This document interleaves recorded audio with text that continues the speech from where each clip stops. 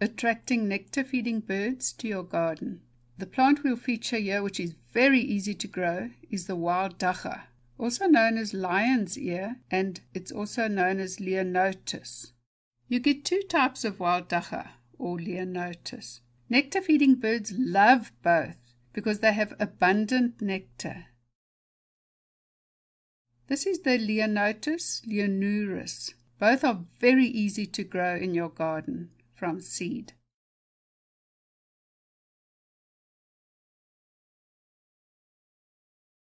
Featured here is an immature amethyst sunbird male.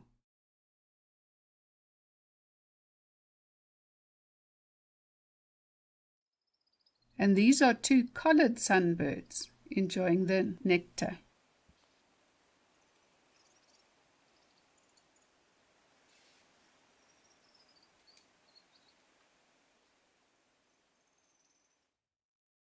And this is a greater double-collared sunbird male.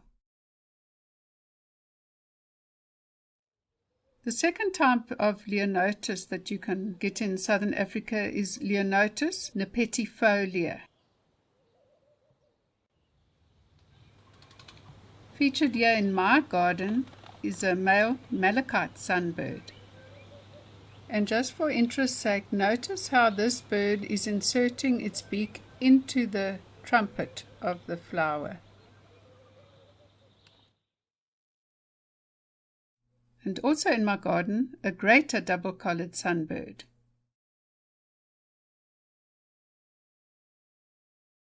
And notice how this greater double-collared sunbird is not inserting its beak into the flower, but it's inserting its beak at the base of the flower and like stealing nectar and not helping with pollination of the flower.